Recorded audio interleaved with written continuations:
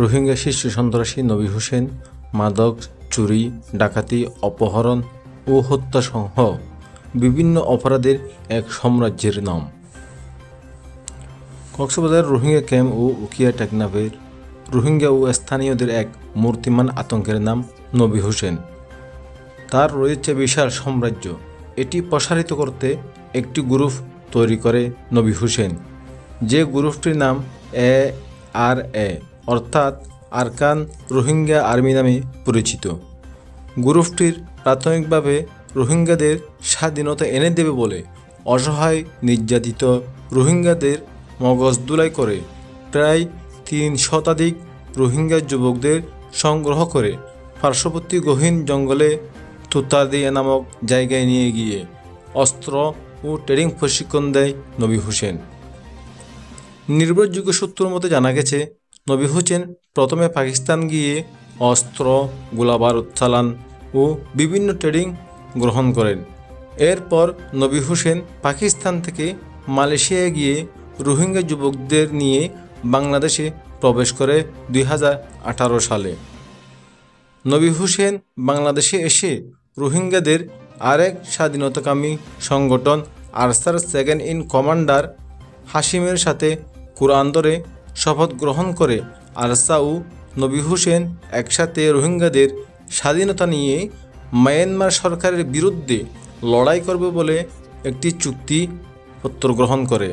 কিন্তু বাংলাদেশে এসেই নবী হোসেন মায়ানমার সীমান্ত দিয়ে অবাধে ইয়াবা, আইস, সিগারেট, গরু ও অস্ত্র বাংলাদেশে এনে চোরাচালানের বিশাল এক সিন্ডিকেট গড়ে তোলে নবী হোসেন। সীমান্ত পাড়ে চোরাচালান সুবিধা নিতে নবী হোসেন বাংলাদেশে এসে সীমান্ত এলাকার কিছু সন্ত্রাসীদের তার দলে নিয়ে আরও অপ্রতিরোধ্য হয়ে যায় নবী হোসেন।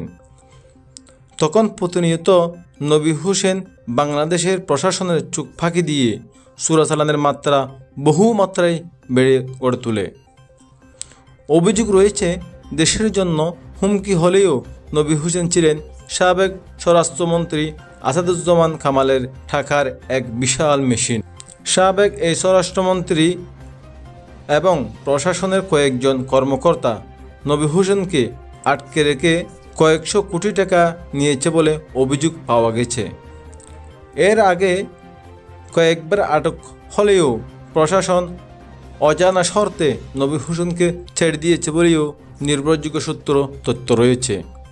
এমন কর্মকাণ্ডে বিস্মিত হয়ে পড়েন প্রশাসনও। বিভিন্ন গোয়েন্দা সংস্থার তথ্য মতে নবী হোসেন বাহিনী সরাসরি মায়ানমারের জান্দা সরকারের সেনাবাহিনীর নির্দেশেই পরিচালিত হয়।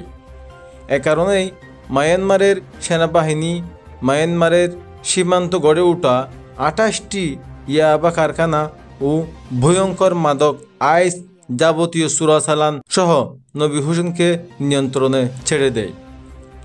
সেখান থেকে নবী হোসেন অন্তত 1 থেকে 200 কোটি টাকা আয় করেন মাসে। আয়ের একটি বিশাল অংশ মায়ানমার সেনাবাহিনীর কাছে চলে যায় বলেও নির্ভরযোগ্য সূত্র জানা গেছে। রোহিঙ্গা সূত্র আরও জানা গেছে, নবী হোসেন প্রায় 12,000-এর মতো রোহিঙ্গা মাদক পাচারে জড়িত করেছে বর্তমানে, এবং 700 থেকে 10,000-এর মতো রোহিঙ্গা সামরিক শাখায় নিয়োজিত রয়েছে নবী হোসেন গ্রুপে। নবী হোসেন প্রসঙ্গে জানতে চাইলে রোহিঙ্গা ক্যাম্প অধ্যুষিত উখিয়া উপজেলার পালংখালী ইউনিয়নের সাবেক চেয়ারম্যান গফুরউদ্দিন চৌধুরী সাংবাদিকদের বলেন, আমি নবী হোসেনকে কখনো দেখিনি, তবে তার যে পরিমাণ অনুসারী ইয়াবা পাচারকারী রয়েছে, নবী হোসেন যদি আমার এলাকার চেয়ারম্যান পদে নির্বাচিত করে তখন আমিও নবী হোসেনের কাছে হেরে যাব। অর্থাৎ তার এতটাই জনবল রয়েছে। পুলিশের তথ্য মতে 2019 সালে নবী হোসেন বাহিনীর হাতে 5 শতাধিক অস্ত্র ছিল।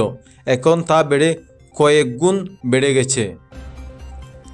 সাম্প্রতিক 31শে আগস্ট নবী হোসেনকে রোহিঙ্গা ক্যাম্পে কর্মরত এফবিএন পুলিশ গ্রেফতার করে জেলে পাঠিয়েছিল। তার আগে বিজিবি নবী হোসেনকে ধরে দিতে 10 লক্ষ টাকার বিশাল একটি পুরস্কার ঘোষণা করেছিল। সাম্প্রতিক সময়ে সে ভয়ঙ্কর সন্ত্রাসী গ্রেফতার হওয়ার পরেও সামান্য কিছুদিন জেল কেটে পুনরায় তার অবৈধ কার্যক্রম চালিয়ে যাচ্ছে বলে বর্তমানে তথ্য রয়েছে। এদিকে নবী হোসেনকে মুক্তি দেওয়ার পর দেশের শীর্ষস্থানীয় কয়েকটি পত্রিকা নবী হোসেনের জামিনে বের হওয়া একটি অশনি সংকেত হিসেবে উল্লেখ করেছেন। স্থানীয় রোহিঙ্গাদের সাথে কথা বলে জানা গেছে, এমন ভয়ঙ্কর সন্ত্রাসীকে এত দ্রুত বাংলাদেশের আদালত জামিন দেওয়ায় আমরা প্রতিনিয়ত আতঙ্কিত। তাই সরকারের বিভিন্ন গোয়েন্দা সংস্থার কাছে নবী হোসেনকে পুনরায় গ্রেফতার করে জেলে রাখার আহ্বান জানিয়েছেন একাধিক রোহিঙ্গা নেতা। অনুসন্ধানে জানা গেছে নবী হোসেনের অন্যতম প্রধান শক্তি হচ্ছে তার দলের সেকেন্ড ইন কমান্ডার জুবাইর। উল্লেখ্য, জুবাইরও কিছুদিন জেল কাটার পর নবী হোসেন গ্রেপ্তার হওয়ার আগেই জামিনে বের হয়ে যায়। তার অন্যতম সহযোগী হচ্ছে মোহাম্মদ উমর। তার এরকম আরও অসংখ্য সহযোগী রয়েছে। রোহিঙ্গাদের বিশেষ সূত্র জানা গেছে, শীর্ষ সন্ত্রাসী নবী হোসেনের ইয়াবা, আইস স্বর্ণের বার, গরু পাচার ও অস্ত্র লেনদেনের টাকা পয়সার হিসাব ও রসদ যোগানদাতা হিসেবে রোহিঙ্গাদের আরেক আতঙ্ক নসরুল্লাহ উরফে নুরুল আমিন কাজ করছে। নিরীহ রোহিঙ্গারা নবী হোসেনের ত্রাসে রাজত্বের অবসান চেয়ে শীঘ্রই নবী হোসেনকে আইনের আওতায় নিয়ে আসার জন্য সরকারের প্রতি অনুরোধ জানিয়েছে।